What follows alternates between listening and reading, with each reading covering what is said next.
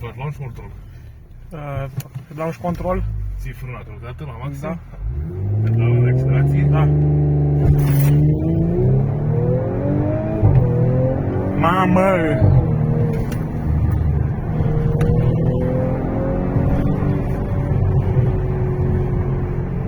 Are ceva tăți. Din ce an e asta?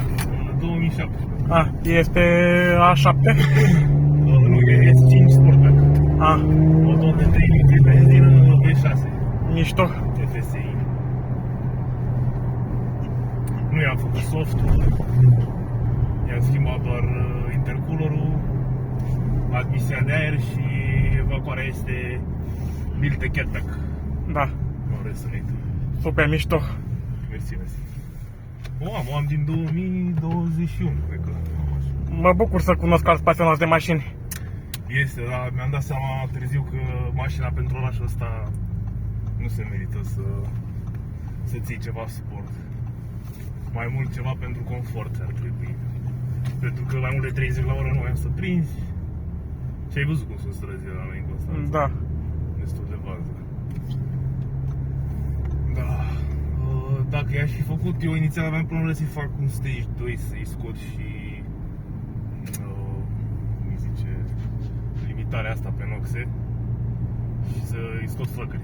Da. Și dus undeva la 480 de cai și dacă i-aș fi pus și o turbină mărită, poate m-aș fi dus undeva la 560 pe motor de 30 de euro. Am fost și cu un Audi de 600 de cai, fără launch control. Și fără launch control se simte puternic.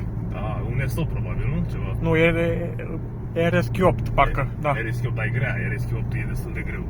Da.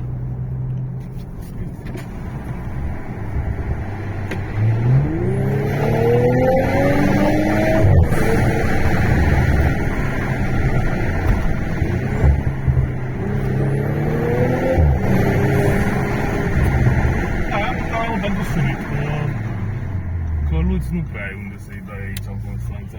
Într-adevăr, când am luat-o la început, îmi plăcea să ies în fiecare seară să caut curse prin Mamaia, prin ăsta, nu știu ce. Dar acum nu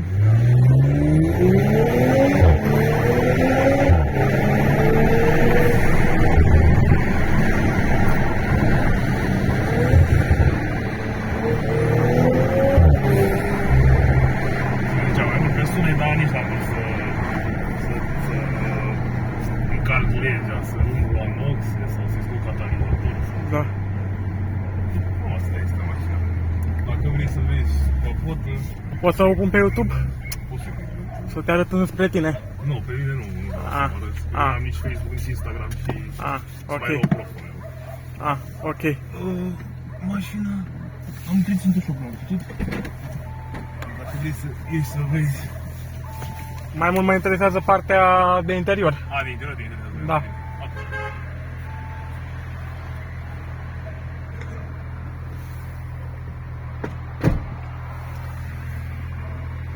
Interiorul e standard, nu i-am schimbat nimic. La exterior i-am schimbat cel mai mult. Spoilerul, capacele de oglindă sunt din fibră de carbon. Grila este schimbată pentru că pe S5 nu ai grila fagure de la RS și am pus o grila custom.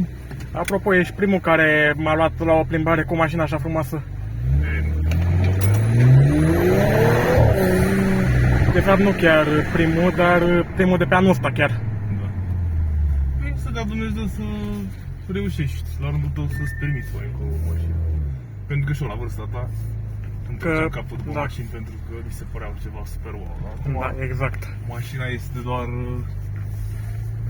un mijloc să te muți din punctul A în punctul B. Mulți oameni nu-mi înțeleg pasiunile, asta e problema și nu mă iau la o plimbare. Să știi că și din prietenii mei am prieteni cu mașini mai scumpe ca a mea și niciunul n-a înțeles partea asta cu cai modele.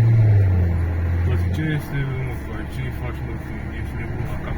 Într-adevăr, a costat destul de mult piesele să modifici o mașină, dar e vorba de pasiune pentru tine. Da. Adică mi-a plăcut să bag bani mașini, am făcut și tratament ceramic la exterior, tratament ceramic la piele, pe plastice, protecție